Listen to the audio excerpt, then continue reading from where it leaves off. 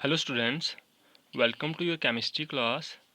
बेटा नाइन्थ की केमिस्ट्री में जो फर्स्ट चैप्टर चल रहा है आपका मैटर इन आवर सराउंडिंग्स, इसमें ये आपका 7th वीडियो लेक्चर होगा।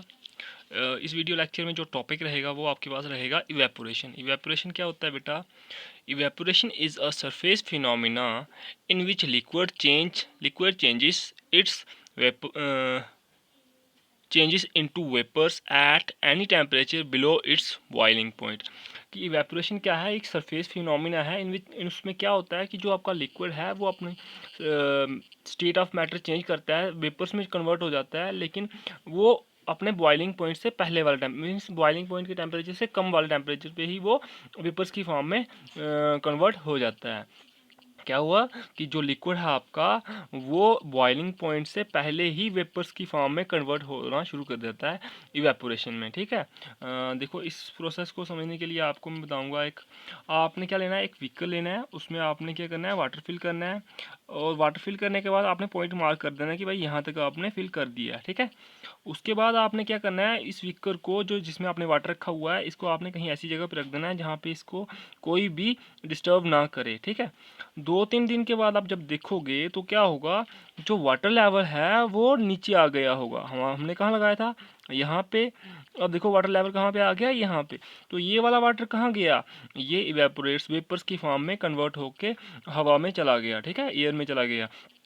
तो यहाँ पे बॉइलिंग पॉइंट तक तो पहुँचा नहीं होगा टेम्परेचर, बॉइलिंग पॉइंट से पहले ही ये वेपर्स की फॉर्म में कन्वर्ट हुआ होगा। तो ये कौन सा प्रोसेस होगा आपके पास, इवेपोरेशन।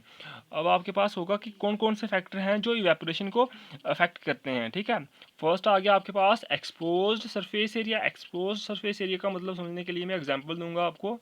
देखो बेटा, अगर आप दो व्हीकल लो, एक आपने लिया ये वाला व्हीकल और एक ये बॉल लिया। ठीक है, देखो ओपन सरफेस किसका ज़्यादा है, ओपन सरफेस यहाँ पे इस बॉल का ज़्यादा है।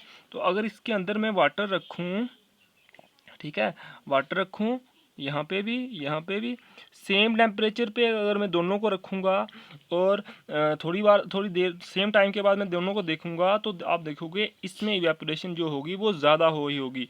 क्यों? क्योंकि इसके पास जो सरफेस ओपन सरफेस है वो ज़्यादा है। तो इसका मतलब जितना एक्सपोज सरफेस एरिया ज़्यादा होगा उतनी इवेपोरेशन ज़्यादा होगी, जितना कम होगा उतनी कम होगी। ठीक है, तीसरा आ गया टेम्परेचर।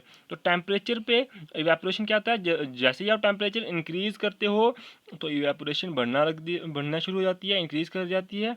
और टेम्परेचर डिक्रीज करते हो तो इवेपोरेशन कम होती है। ठीक है, नेक्स्ट आ गया आपके पास ह्यूमिडिटी। ह्यूमिडिटी क्या होती है कि आपकी एयर में वाटर वेपर्स की कितनी क्वांटिटी में है उसको हम बोलते हैं ह्यूमिडिटी। तो जितनी ज़्यादा ह्यूमिडिटी होगी उतनी कम इवेपोरेशन होगी। क्यों? क्योंकि एयर में पहले ही वाटर पार्टिकल्स ज़्यादा होंगे, टेम्परेचर इतना ज़्यादा तो होगा नहीं, है ना। तो टेम्परेचर कम होगा, जितनी ज़्यादा ह्यूमिडिटी होगी एयर में उतनी कम इवेपोरेशन होगी।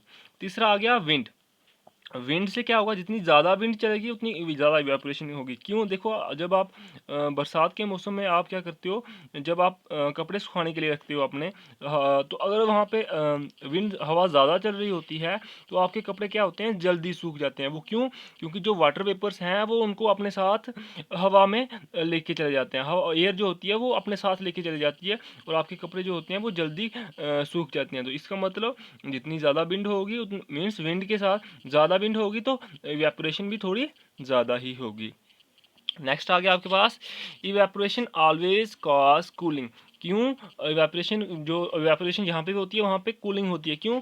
The cooling caused by evaporation is based on the fact that when a liquid evaporates takes latent heat of vaporisation from surroundings which on losing heat gets cool. क्या होता है कि जब भी इवेपोरेशन होती है तो वो क्या करता है, जो इवेपोरेशन होती है तो वो लिक्विड क्या करता है, अपने आसपास का जो टेम्परेचर है उसको वो जो हीट